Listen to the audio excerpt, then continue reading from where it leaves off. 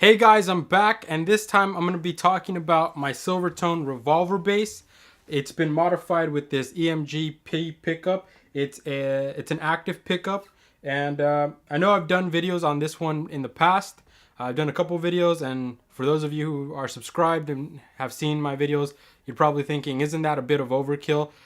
Yes and no. Yes, because I've done a couple videos on it, and no, because the sound quality has improved with this new setup I'm doing. So what I want to do is I want to document this bass as much as possible, and every instrument really. I want to be able to document it every time the setup produces a better quality picture of the instrument.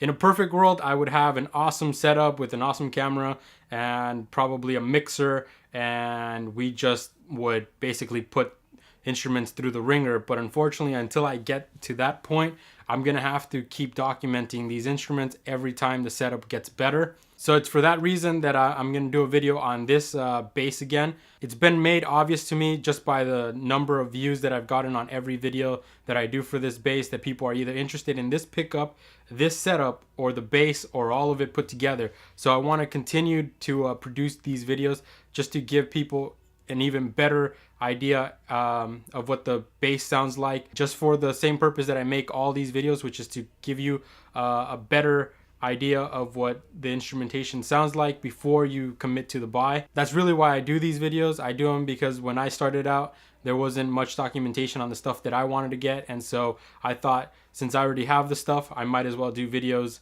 that show people what the instrument sounds like or what the gear sounds like before they commit to a buy. So I'm just here to be a stepping stone in your research that will ultimately get you to the gear that most suits you, hopefully. So I want to keep this video short just because it is a video of an instrument that I've done videos in the past. So what I'm gonna do is just play some stuff on this bass just to give you a good idea of what the bass sounds like. Just like I did with my last video with the Telecaster, I'm not going to be switching the tone knob or any of that. It's just basically my setup. And so I'm going to give you a quick shot of what my setup looks like. I am running this through the Ibanez Soundwave 20. It's a nice little amp, not the best in the world, and this one's a little old and beat up, but it's a great little amp, and it's good for practicing at home. I got my volume just a little past 12 o'clock. Same with bass. The middle is about a quarter of the way up. Treble is right at 12 o'clock, and presence is just a little over a quarter of the way up. So that's the tone I'm playing with, and it produces this kind of sound. So that's basically the tone that I like to play with on my bass. And this time I actually have something prepared for you guys. I've been screwing around a little bit, and that's basically what I've been playing around with. And so let's get on to playing it. So it's played right, it's like this. And so that's the little run or lick or whatever that I've been playing with. And one thing that I haven't done in these videos that I've been avoiding, mainly because I'm not really good at it, is playing with my fingers. So what I'm going to do now is I'm going to try to play the same thing with my fingers.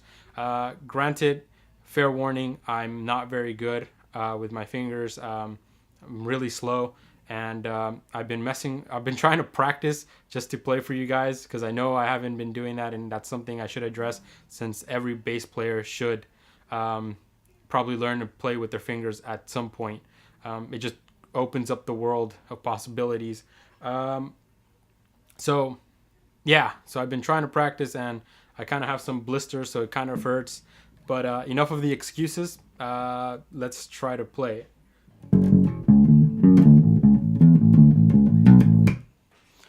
And so yeah, it's about as good as it's gonna get, but that's what it sounds like with the fingers. It's just something I've been screwing around with this morning. So that's pretty much it, guys. I just wanted to give you a quick idea of what the bass sounds like through this better setup.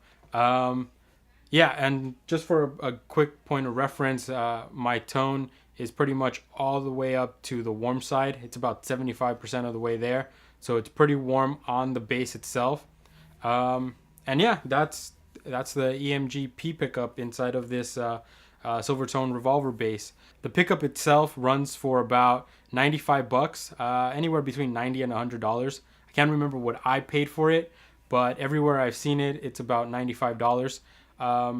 It is a little costly, but it's probably some of the best $95 you're ever going to spend, especially if you're a bass player. I mean, this thing's a monster. It sounds amazing. I've recorded with it a couple times and it sounds great.